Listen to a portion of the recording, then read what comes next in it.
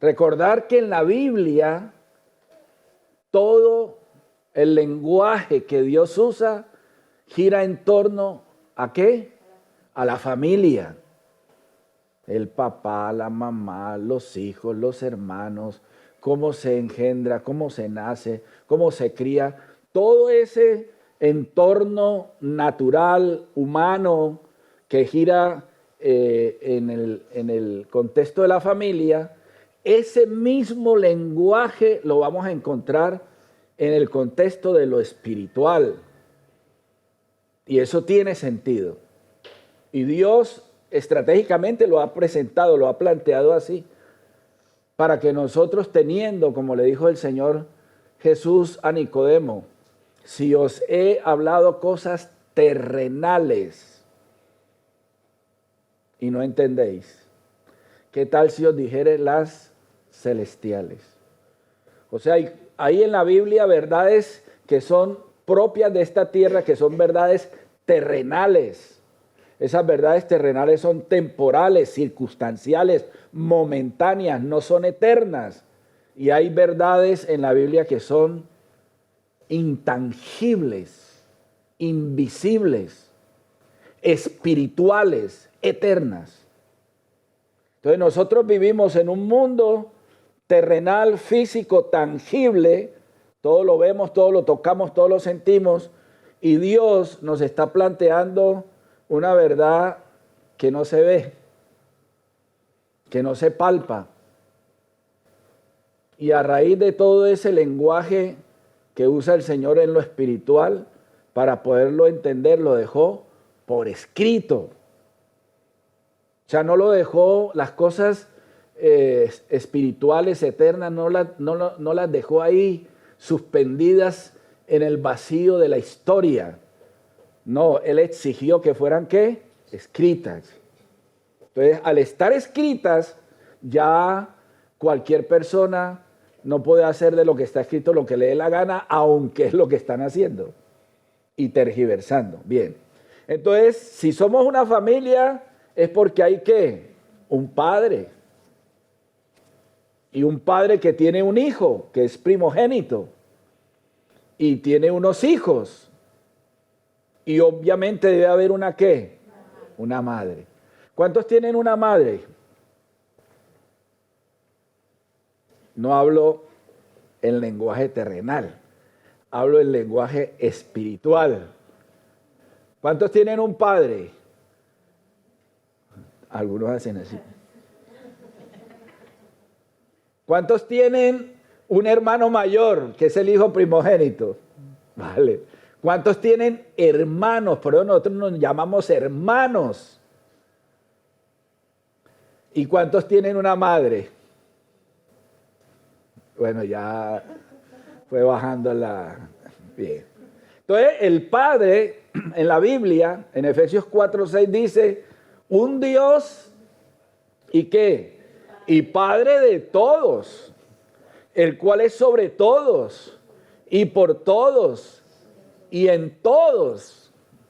O sea que esta familia de la que plantea Dios en su palabra tiene un padre. Y Él es padre porque ¿qué? Porque engendra. El único que engendra es el padre. Porque las madres o las mujeres no engendran, las mujeres conciben. Hay una diferencia entre engendrar y concebir, porque el que engendra es el que tiene el esperma, la semilla que fecunda el óvulo. Entonces entendamos que ese lenguaje está en la Biblia, no me lo estoy inventando. Entonces Dios es Dios porque es el creador de todas las cosas, es el Pantocrátor, el Shaddai, el todopoderoso, el sublime, el eterno, el grande, el Elohim. Ese es Dios. Pero en ese contexto de su grandeza, de su señorío, que para nosotros en realidad como seres terrenales, tener un conocimiento del Dios que presenta la Biblia en el contexto espiritual es muy complejo. La gente insiste en que Dios nos desafía a conocerle precisamente porque en ese conocimiento nos vamos a dar cuenta en un momento puntual que no podemos ir más allá de lo que nuestras mentes son capaces de entender acerca de Dios. Entonces Dios en su inmensidad, en su grandeza, en su complejidad de ser, lo reduce en un lenguaje práctico y sencillo para nosotros los seres humanos. Y decide ser ¿qué? Padre. Para que nosotros los seres humanos, teniendo conocimiento de cómo se forma una familia, que tiene un padre, una madre, unos hijos, etcétera, Dios hace lo mismo para que nosotros entendamos todo el plan y el propósito de Dios. Entonces, Él es Dios, pero también es ¿qué? Padre.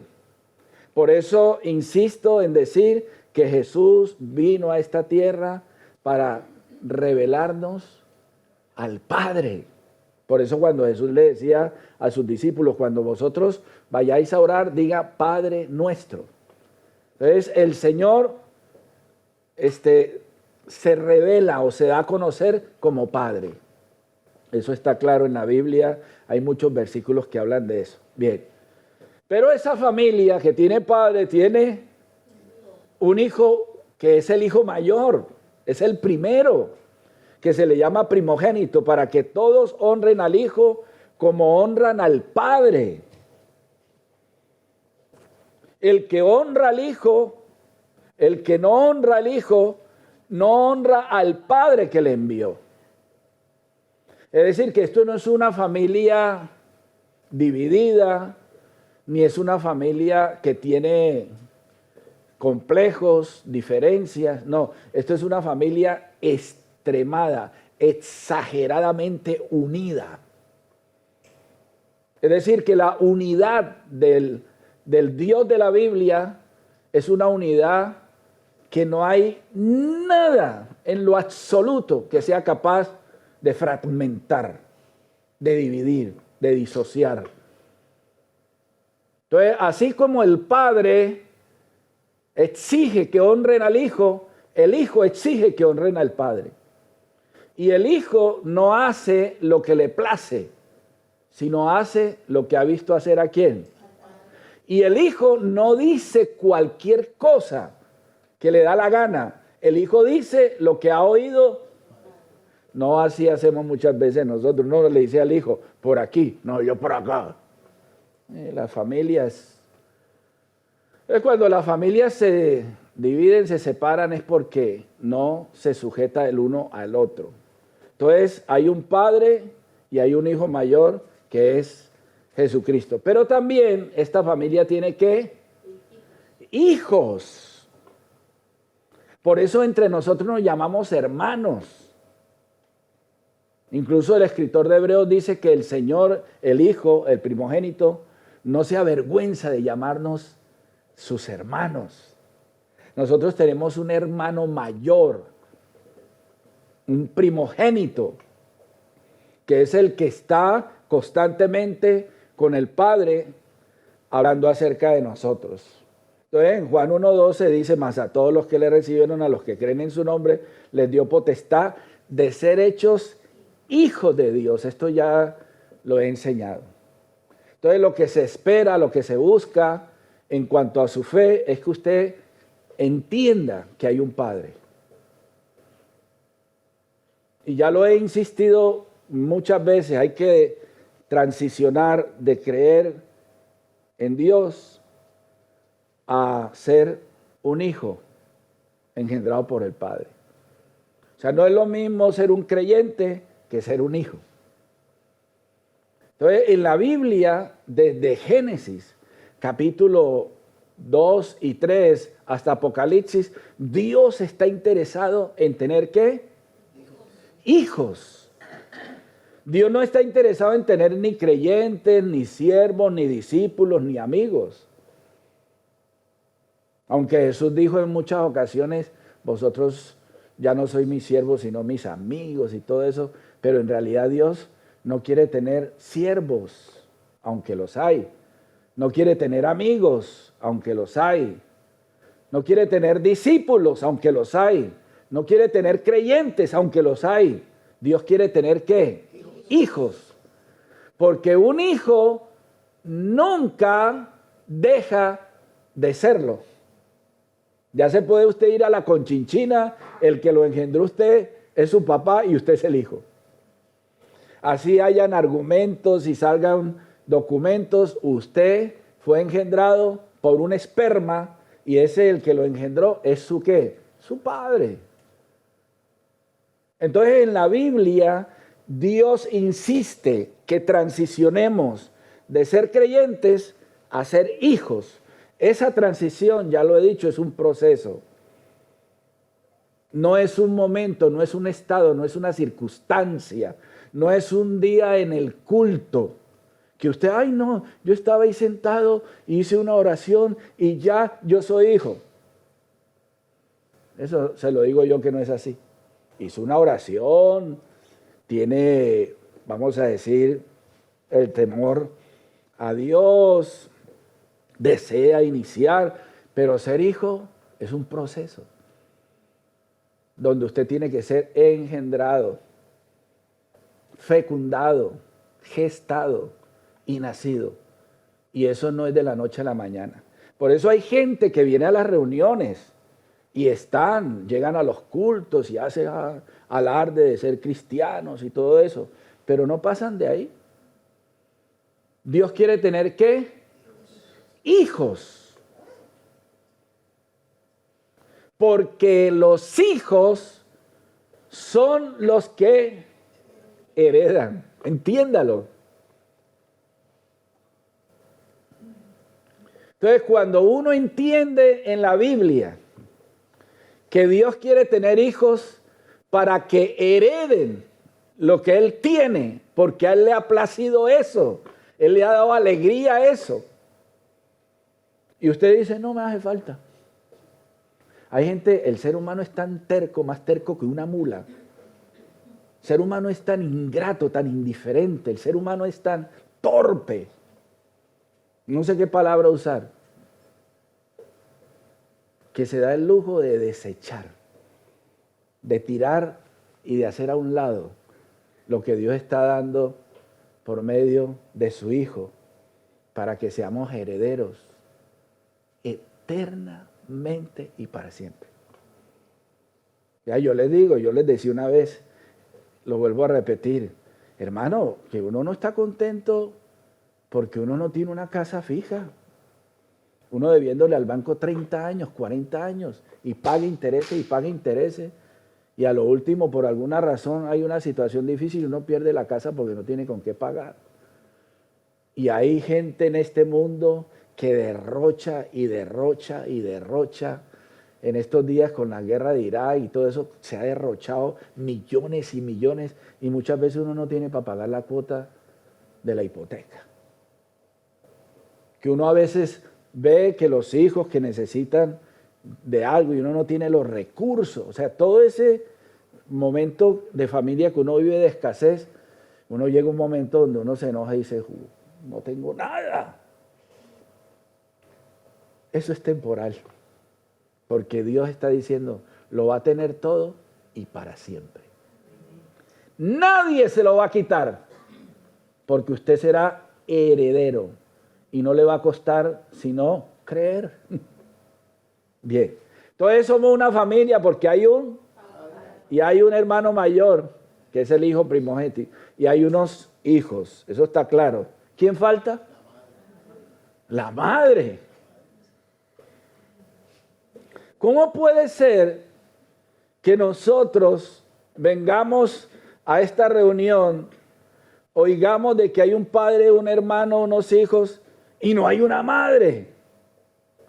Esto es una familia desmadrada, no sé cómo sería la palabra. ¿Ah? Monoparental. Bueno, monoparental es que a veces hay la mamá sola o el papá. No sé cómo le llamaría cuando es solo el papá y no hay mamá. Como huérfanos, como, bueno, de todos modos llamémosles evangélicos. que no tienen madre. Ustedes son unos desmadrados. Así que hoy yo voy a hablarles de la madre. El que no tiene conocimiento de su madre, entonces no tiene conocimiento de nada. Y el que no entiende sobre la madre, no entiende nada sobre la familia. Y el que no tiene a la madre, no tiene al padre. Y no tiene al hijo. Así que ustedes, hermanos, o creen hoy en la madre o no creen en la madre. David ya está tomando nota, está enviando por allá. Y vea lo que el pastor, hoy le salió al pastor un temita raro. Entonces, la persona que hace falta es la madre. Para poder tener nosotros una fe completa, tenemos que tener la madre. Porque ya tenemos el padre, tenemos el hijo. Bien, dejémoslo así para el próximo domingo. Les estaré hablando de la madre. Vénganse con toda su... No, sí, mentira, vamos a seguir. Entonces, primero que todo, ¿qué se dice en la Biblia acerca de la madre? ¿O qué se dice por ahí en la calle y en otros grupos acerca de la madre? Ustedes ya lo saben. Primero, el catolicismo habla de un tema llamado Teotocos. Esa palabra posiblemente usted no la ha oído. Otros sí la han oído. Pero la palabra Teotocos es una palabra griega que se traduce como la madre de Dios. Entonces, claro, si hay un padre y hay unos hijos, tiene que haber una madre. Entonces, las diferentes religiones a lo largo de la historia, la diosa Astoret, ¿cómo se llama eso? Mitología griega, mitología egipcia, mitología mesopotámica, siempre hablaban del dios Zeus y había que ponerle la madre, la esposa de Zeus. Entonces imaginen, nosotros tenemos un padre que tiene hijos, pero que no tiene esposa. Porque nosotros somos evangélicos, somos desmadrados, no tenemos madre. Entonces hoy nosotros tenemos que salir de aquí con madre. El que no salga de aquí con madre es un desmadrado.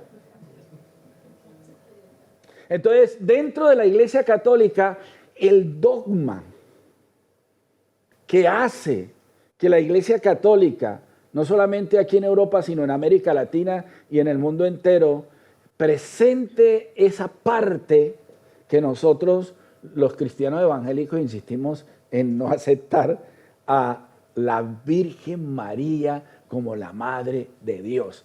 Yo no voy a tocar ahora el tema si María es madre o no es madre de Dios, porque es un tema que ya lo he tocado en otras ocasiones. Lo que quiero que sepan es que la Iglesia Católica sí enseña que hay una madre.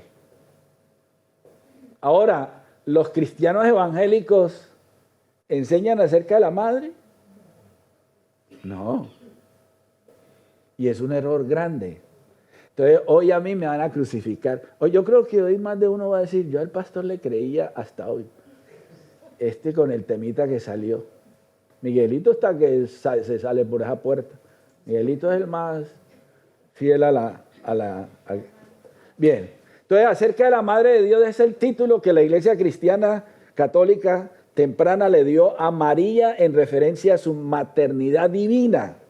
Y se definió dogmáticamente en el Concilio de Éfeso, en el 431. Todo en la Virgen María tiene su fundamento en ser la Madre de Dios. Entonces, cuando usted oye o lee acerca del dogma mariano o de la mariología, eso no solamente es terrible, es temible, porque es uno de los errores y de las herejías y de las aberraciones más tremendas que puede haber sobre la faz de la tierra. El dogma mariano. Tanto que la adoración a la Virgen María ha llegado a ser más importante que reconocer que el Hijo murió en la cruz para salvarnos a nosotros. Es tan terrible, tan temible, tan impresionante la manera como el dogma mariano se metió en la mente del mundo católico, que la gente hoy por hoy cree más a la Virgen María que al que murió en la cruz del Calvario y derramó su sangre.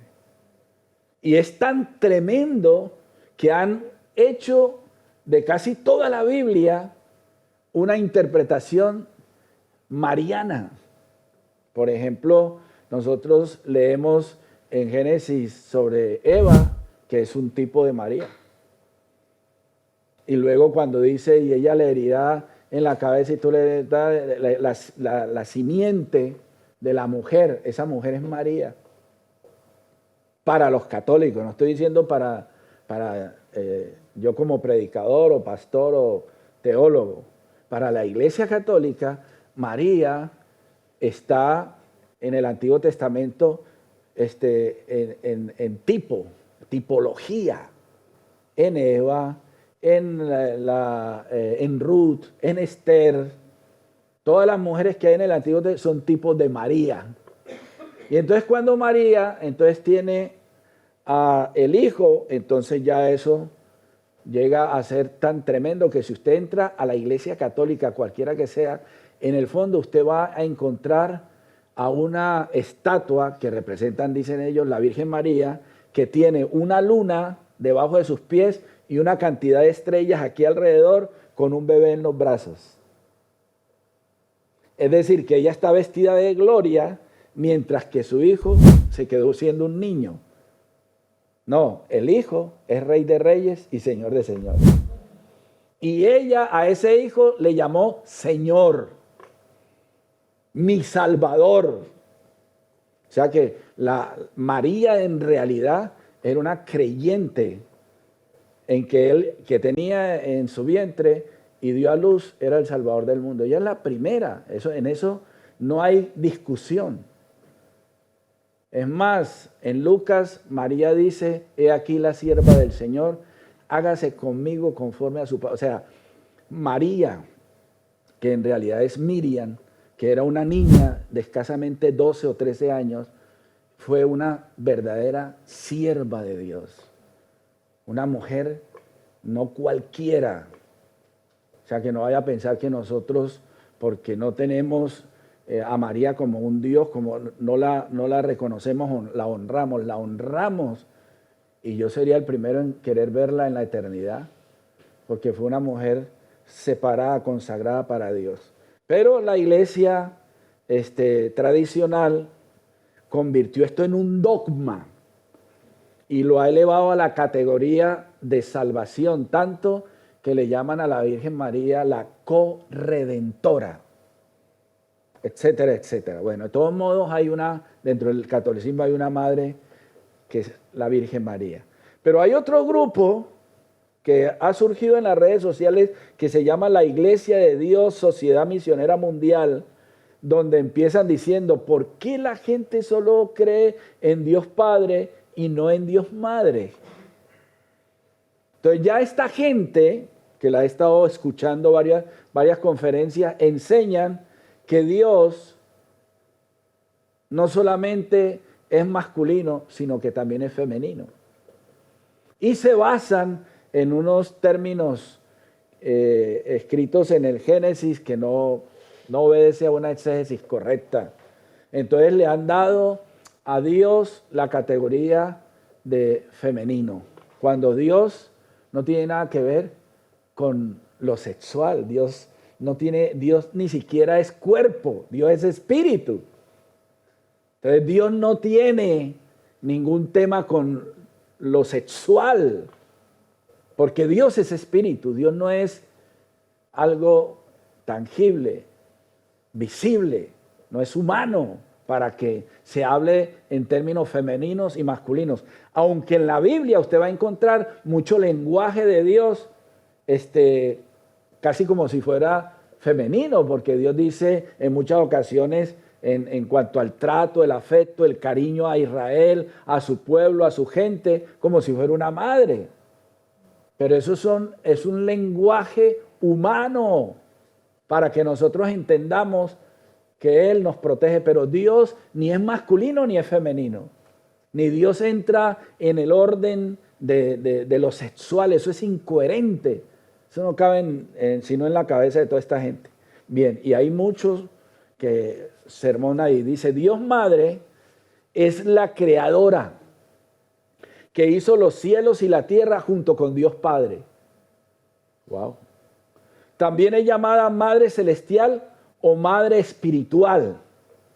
La Biblia explica la existencia de Dios como Padre y Madre.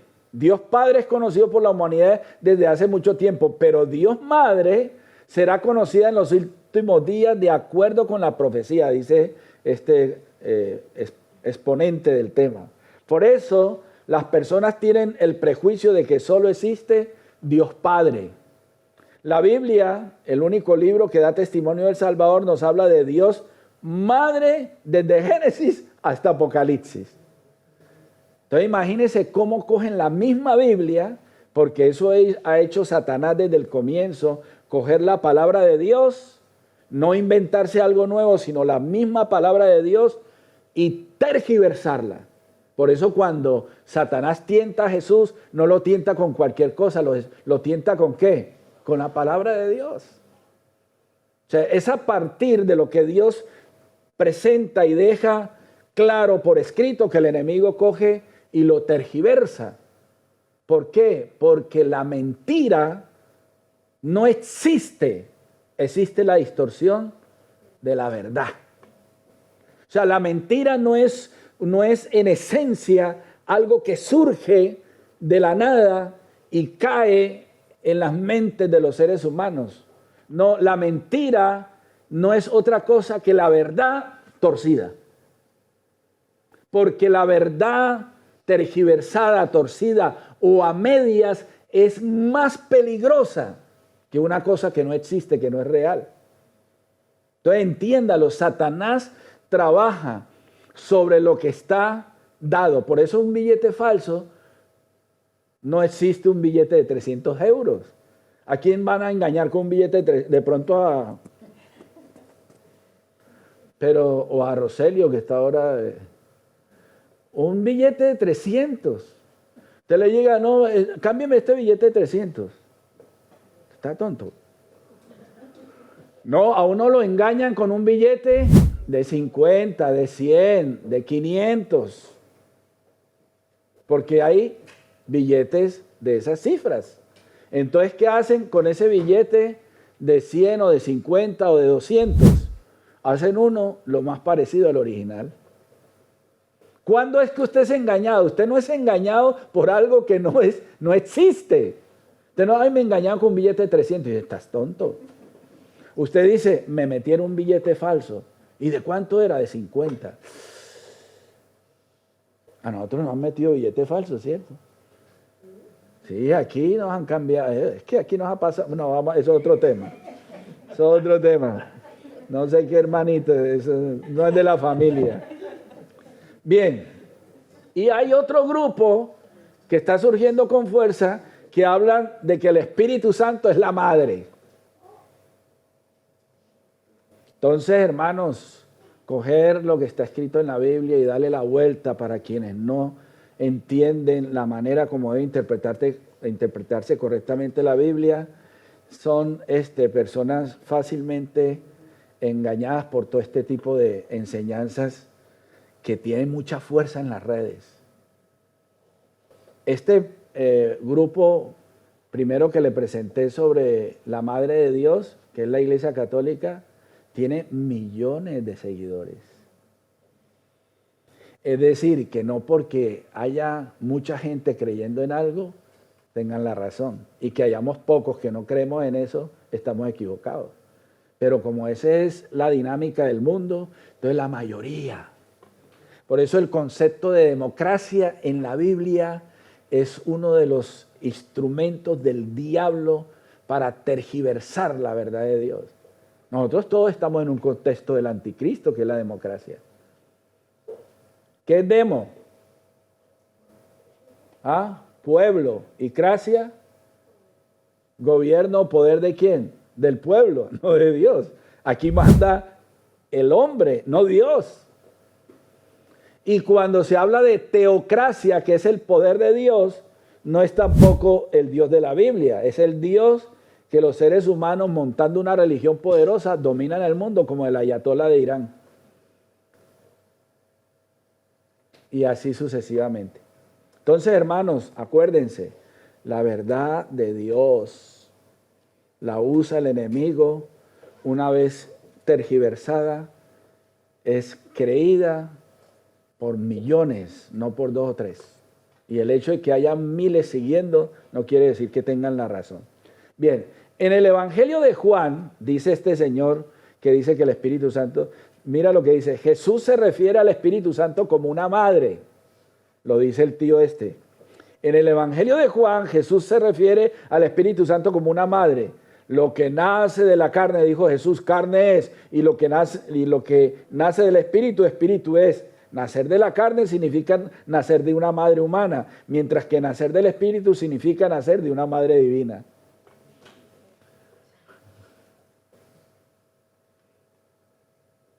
Es un versículo de la Biblia distorsionado. Y el que no tenga entendimiento de la Escritura, se come esto con patatas y aioli. Ese aioli bueno y carne en un entrecot. Bueno, seguimos. ¿Cuántos tienen madre? Todavía no tienen madre, están desmadrados. El único que tiene madre es Chimo, porque el Chimo es el único que acepta la madre. Bien, ahora sí vamos a empezar el sermón, la lectura en Gálatas 4:21. Lo anterior era un abrebocas nomás. Gálatas capítulo 4, versículos 21 al 31. Vamos allá. A ver dónde tengo yo la Biblia. Bien, vamos a leer del 21 al 31. Yo leo el 21, luego todos conmigo el 22 y así. Decidme los que queréis estar bajo la ley, ¿no habéis oído la ley? Todos conmigo.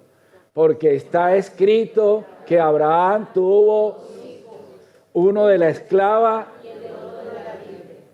pero el de la esclava nació según la carne, mas el de la libre por la promesa, todos. Lo cual es una alegoría, pues estas mujeres son los dos pactos. El uno proviene del monte Sinaí, este es Agar, porque Agar es el monte Sinaí en Arabia y corresponde a la Jerusalén actual, pues esta, junto con sus hijos, están en esclavitud. Todos conmigo. Mas la Jerusalén de arriba, la cual...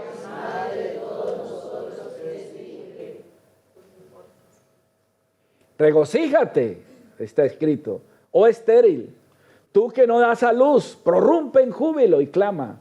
Tú que no tienes dolores de parto, porque más son los hijos de la desolada que de la que tiene marido, todos. Así que, hermanos, nosotros como Isaac, pero como entonces el que había nacido según la carne perseguía al que había nacido según el Espíritu, así también ahora todos. Mas, ¿qué dice?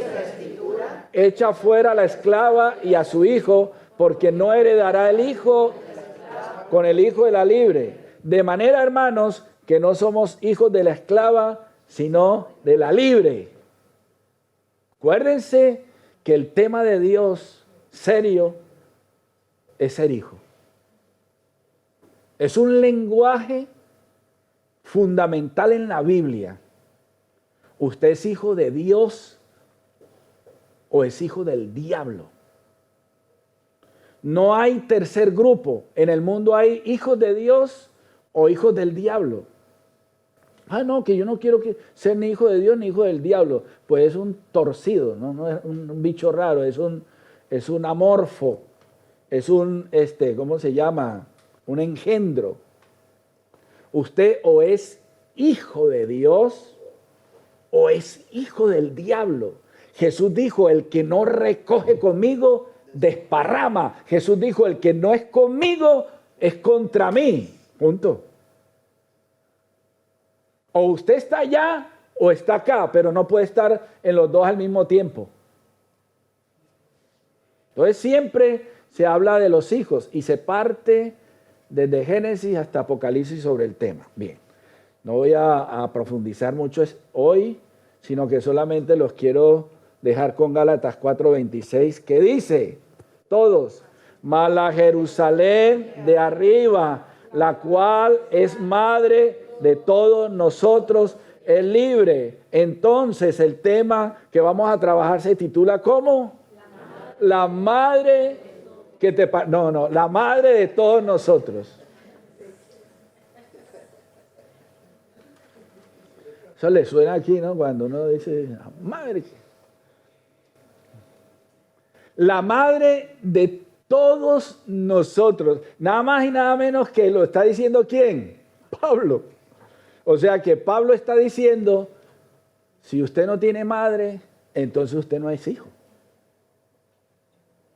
Así que usted tiene que empezar a entender este tema que es muy interesante. Yo tan solo voy a abrir así el abanico, lo voy a dejar abierto y después nos vamos para la casa. ¿Cómo se llama la madre? ¿La Virgen María? ¿Cómo se llama la madre? Jerusalén. ¿Lo dice o no lo dice? ¿O me lo estoy inventando? Mas la Jerusalén de arriba, la cual es madre de todos nosotros, ¿es qué? Libre. Eso quiere decir que la madre de todos se llama ¿cómo? Para los que me escucharon a mí el tema sobre Jerusalén, y si no lo escucharon, no sé si los he montado a las redes sociales, pero yo hice una interpretación muy clara sobre este tema que lo voy a volver a recordar de una forma pequeña. De momento, entender que nuestra madre se llama ¿cómo? Pero mira lo que dice. Pablo, el apóstol, en la lectura que acabamos de hacer, nos habla de ¿qué? De dos madres. Una se llama la madre Jerusalén de arriba y la otra de abajo. Póngale cuidado. Porque Agar es el monte Sinaí en Arabia y corresponde a la Jerusalén actual. La que está ahí. Yo estaba ahí en Jerusalén. Corresponde a la Jerusalén actual, pues esta, junto con ¿quién? Con sus hijos, ¿están en qué? O sea, dependiendo de la madre que usted tenga, o usted es libre o es esclavo. Mas la Jerusalén de arriba, la cual es madre de todos nosotros, es libre. Entonces hay una madre llamada Jerusalén que es la actual y otra madre que es la de arriba. Entonces, ¿por qué es madre? El padre es el que engendra y la madre es el instrumento que alimenta a los que el padre engendra. Es madre porque se convierte a lo largo de la historia en el instrumento que Dios escoge para alimentar, espiritualmente hablando, a las naciones. Es decir, que si usted lee con mucho tiempo, desde más o menos la época en que es llamada la tierra de los Jebuseos, y cuando David entra y conquista y coge esa tierra y la hace su lugar especial, a partir de ese momento esa tierra, que es la tierra del rey David, se le llamó la Santa Sión, Jerusalén. Y la Biblia dice que Dios, desde el Antiguo Testamento, escogió a esa santa Sión, a esa ciudad como el centro espiritual del mundo, para que la fe no fuera por ahí toda tergiversada, vueltas patas arriba. Dios escoge a una ciudad que es la ciudad del rey David y la convierte en el instrumento, en la luz del mundo, Jerusalén. Entonces, esa Jerusalén que empieza a alimentar al mundo entero, termina siendo la madre. Pero lo que vamos a leer y que ya hemos leído sobre la Jerusalén actual, tiene, para que nos demos cuenta de la fuerza de las tres religiones más poderosas del mundo. ¿Cuál es la primera? La segunda y la tercera. Las tres religiones más poderosas del mundo. Aunque el judaísmo o los judíos son alrededor de 14 millones en el mundo, casi el 50% de los judíos actuales viven en Estados Unidos. La gente piensa que Estados Unidos son todos gringos. No, Estados Unidos está controlado por los judíos y por los judíos también. Por los judíos. El poder sionista está en los Estados Unidos. Y ese poder no es un poder gratuito, ese poder está conectado fuertemente con Jerusalén. Ustedes recordarán que Donald Trump, el que es presidente actual, pero que fue presidente en su momento, nombró a Jerusalén como la capital de Israel y Tel Aviv, a Dios los que te guarde el cielo. Y ahí alegó todo el mundo, no, Jerusalén. Porque Jerusalén simboliza, representa, significa el poder religioso, político y económico del mundo. ¿Ustedes creen que la guerrita esa que hay entre los iraníes mandándole misiles y misiles y misiles y misiles a Israel, lo mandarán a todos lados menos a dónde? A Jerusalén. Nunca mandarán los iraníes, ni los iraquíes, ni los sirios, ni Oriente Medio, jamás atacarán a quién? Jerusalén. ¿Por qué? Porque Jerusalén es la madre. Jerusalén es el centro histórico de la fe judaica, cristiana e islámica. Los cristianos en Jerusalén tienen 7 lugares sagrados. Yo he estado ahí. Es impresionante, es impresionante. Los cristianos son 2.400 millones de creyentes en el mundo. Casi más del 25% de la población actual en el mundo. Y luego vienen los hermanitos islámicos con casi 2.000 millones de seguidores. 2.000 más otros 2.400, son casi entre los dos 5.000, casi son 6.000 millones en el mundo, que tienen que ver con ¿qué? Con Jerusalén. Jerusalén es la madre que ha parido y ha dado a luz toda clase de religión convertida precisamente en esa madre que trajo a la existencia toda clase de creencias. Allí están los cristianos ortodoxos, los cristianos católicos, los cristianos ABC, los judíos de no sé qué, los ortodoxos, los no sé qué, los islámicos. Allí, hermano, es un hervidero. ¿Cuántos han ido a Jerusalén? Amparito, ¿y quién más? Deberíamos irnos a Jerusalén. Pudiéramos, y no es complicado ir a Jerusalén, e ir en el contexto de un estudio de estos, sería muy bueno, enriquecedor. Pero como a ustedes les gusta más allí, ¿cómo es que llama la patacona? Pues Puede decir uno nada. Bien, el judaísmo en Jerusalén, que es la madre, el judaísmo tiene el muro de los lamentos. Hermanos, ahí van diarios miles y miles y miles y miles de personas en ese muro. Shema Israel, Adonai, Elohim, ahí en ese muro. Y meten peticiones ahí, eso es impresionante. Lo que me gusta de ese muro es que separan a las mujeres de los hombres. Es el único momento donde uno está más libre, más tranquilo, es lo mejor.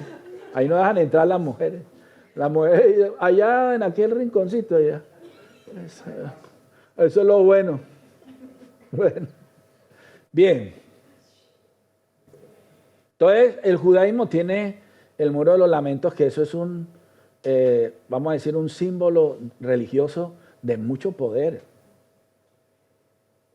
Y luego, dentro de la misma Jerusalén, la Iglesia Católica tiene 7 lugares, entre ellos, ¿cómo es que le llama? El Milagroso, donde está la piedra esa que es el Santo Sepulcro. Oye, hermano, eso es terrible, terrible. Eso es estar ahí. Yo no aguanté estar ahí. Yo dije, no, yo no tengo nada que hacer aquí. La gente ahí tirada, una piedra que le han sacado brillo hasta decir ya no más. Y toda la gente loca ahí por eso, por el Santo Sepulcro. Y luego el Islam, en el Muro de los Lamentos, en la parte de arriba, los islámicos construyeron lo que se conoce como el Domo de la Roca, donde dicen que ahí el patriarca Abraham fue enterrado y toda la historia. Ahí, hermano, están los islámicos, que eso es cosa seria. No es jugando a hacer religión. Eso es a muerte. Cada uno defendiendo a muerte. ¿Eso dónde se da? En la madre. Por eso, Apocalipsis 17:5 dice, y en su frente un nombre escrito, un misterio, Babilonia la grande, la madre de las rameras y de las abominaciones de la tierra. Pastor, ¿y quién es esa madre? Y la mujer que has visto es la gran ciudad que reina sobre los reyes de la tierra. Esa madre que a lo largo de la historia de la fe del Antiguo Testamento, desde la época del patriarca Abraham hasta nuestros días, el enemigo, el diablo, la Biblia dice, si usted lee bien, que el diablo fue lanzado a la tierra con sus demonios. Y algunos no me creen eso, pero los demonios y el mismo diablo fueron a parar ¿a dónde? A Jerusalén. Allá, hermano, eso es un antro diabólico, terrible. La apariencia es de piedad, la apariencia es de religión, de consagración, pero es la gente más alejada de la verdad de Dios. Fue donde crucificaron al Hijo, fue donde mataron a los profetas. O sea, los que vivían en la época en Jerusalén crucificaron al Hijo. Así que no piense que porque se llame Jerusalén y allá estén las 3 religiones más grandes del mundo, eso es lo más consagrado que hay. No, es lo más pervertido que hay. Y tan terrible es que la Biblia le llama la madre de todas las rameras de la tierra. ¿Y qué es la madre de todas las rameras de la tierra? Las religiones que hay. Todas tienen que ver con Jerusalén. Aún el satanismo tiene que ver con Jerusalén. Dicen que el papa satánico y sus secuaces se fueron a vivir a Jerusalén y compraron tierras alrededor de Jerusalén. Pues esa Jerusalén que ustedes ven ahí, la Biblia dice que en un solo día será partida en 1000 pedazos. Yo no voy a seguirles ahí porque de pronto se me deprimen. Termino diciendo, la Jerusalén celestial es la madre nuestra. Vamos a leer Apocalipsis 21, del 1 al 22, y con esto terminamos, Maite, que ya yo veo que Maite está cansada, entonces me sabe mal Que Nelton traiga a Maite. Venga, que usted va a descansar. Allá el pastor la va a atender bien. Bien. Apocalipsis, ¿qué? 21. Póngale cuidado, con esto terminamos. Téngame paciencia que yo ya por la edad no sé. Bien. Póngale cuidado. Vi un cielo nuevo. ¿Y una tierra qué? Porque el primer cielo y la primera tierra ¿qué? Y el mar. Y yo, Juan, ¿qué vi? La santa ciudad. La nueva Jerusalén. ¿Descender de dónde? Del cielo de Dios, dispuesta como una esposa ataviada para su marido. ¿Por qué? Porque la nueva Jerusalén es la que tiene ¿a quién? ¿A quién tiene la nueva Jerusalén? A sus hijos. A los hijos. ¿Quiénes son los hijos? El suscrito. En la eternidad, Dios hará nuevos cielos y nueva tierra. Mucha gente vivirá nuevos cielos, nueva tierra. ¿Los hijos dónde estarán? En la nueva Jerusalén, reinando. Y oí una gran voz del cielo que decía: he aquí el tabernáculo de Dios con los hombres, y Él morará con ellos, y ellos serán su pueblo, y Dios mismo estará con ellos como su Dios. Enjugará Dios toda lágrima de los ojos de ellos. Ya no habrá muerte, ni habrá más llanto, ni clamor, ni dolor, porque las primeras cosas... Y el que estaba sentado en el trono dijo: he aquí yo hago nuevas todas las cosas. Y me dijo: escribe, porque estas palabras son fieles y verdaderas. Y me dijo: hecho está, yo soy el alfa y la omega, el principio y el fin. Al que tuviere sed yo le daré gratuitamente de la fuente del agua de la vida. El que venciere heredará todas las cosas, y yo seré su Dios y él será. Pero los cobardes, incrédulos, los abominables, los fornicarios y hechiceros, los idólatras y todos los mentirosos tendrán su parte en el lago que arde con fuego, que es la muerte. Entonces vino a mí uno de los 7 ángeles que tenía las 7 copas llenas de las 7 plagas postreras, y habló conmigo diciendo: come on, ven acá. Yo te mostraré la desposada, la esposa del Cordero. O sea que esta que se llama madre es esposa, que tiene hijos. Y me llevó en el espíritu a un monte grande y alto, y me mostró ¿qué?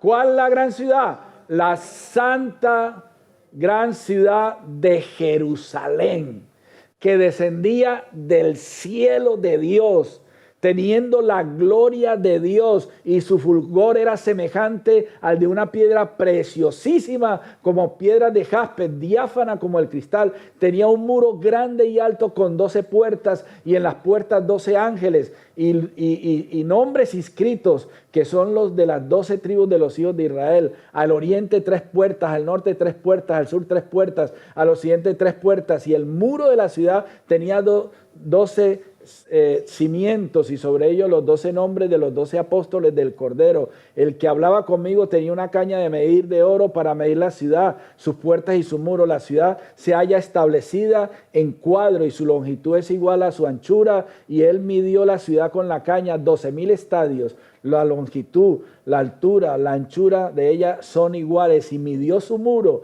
144 codos de medida de hombre, la cual es de ángel. El material es de muro de jaspe, pero la ciudad era de oro puro, semejante al vidrio al vidrio limpio, y los cimientos del muro de la ciudad estaban adornados con todas las piedras preciosas. El primer cimiento era jaspe, el segundo zafiro, el tercero ágata, el cuarto esmeralda, el quinto ónice, el sexto cornalina, el séptimo crisólito, el octavo berilo, el noveno topacio, el décimo crisopraso, el undécimo jacinto, el duodécimo amatista. Las 12 puertas eran 12 perlas, cada una de las puertas era una perla, y la calle de la ciudad era ¿de qué? De oro puro, transparente como vidrio, y no vi en ella templo, porque el Señor Dios Todopoderoso es el templo de ella y el Cordero. La ciudad no tiene necesidad de sol, ni de luna que brillen en ella, porque la gloria de Dios la ilumina y el Cordero es su lumbrera.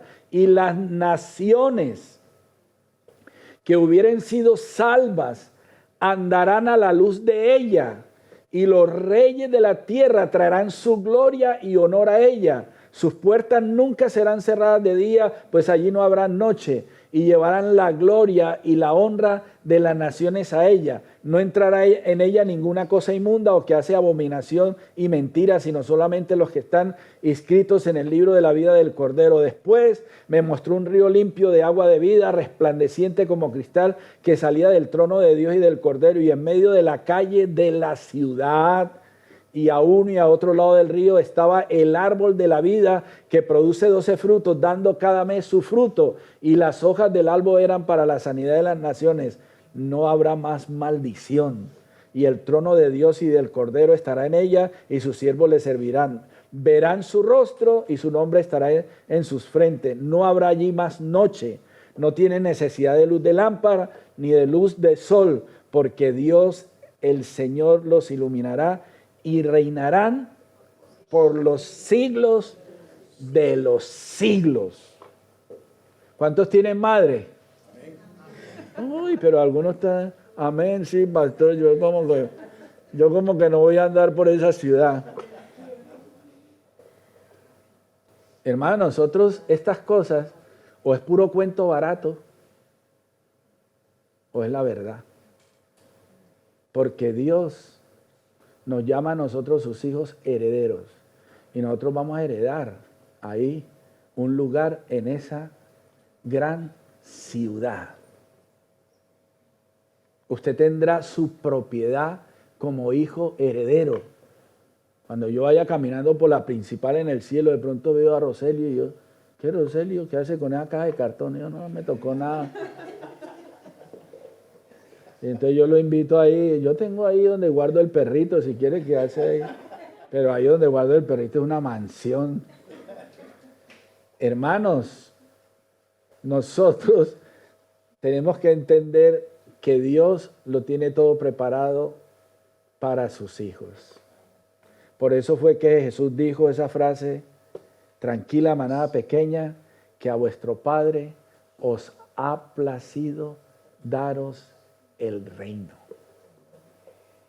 Y todos los que estamos aquí y los que venimos aquí, créanme que nosotros no venimos aquí a estas reuniones para venir aquí a ver cómo agradamos a Dios y cómo sentimos a Dios. Eso es puro cuento barato de la religión. Aquí nosotros nos estamos preparando para recibir esa herencia, para tomar conciencia de hacia dónde vamos, porque usted y yo tenemos que empezar a entender que en la eternidad no seremos bichos raros. Yo ya lo he dicho 30,000 veces. Seremos tal cual como nos vemos aquí, igual. No habrá diferencia. Acuérdese, cuando Jesús resucitó, le dijo a los discípulos, miradme, yo mismo soy. O sea, usted es usted eternamente y para siempre, en el infierno o en la Nueva Jerusalén. Usted decide. ¿Y cómo decide? Entendiendo, participando, uniéndose en conocimiento a esto que hemos enseñado. Así que cuando a usted le hablen de la madre, usted dice, no, yo tengo una madre. Sí, sí. Y explíquele la madre, que es la Nueva Jerusalén. Señor, te damos gracias por tu palabra. Tu palabra nos edifica, nos guía, nos marca camino. Tu palabra es luz en medio de la oscuridad.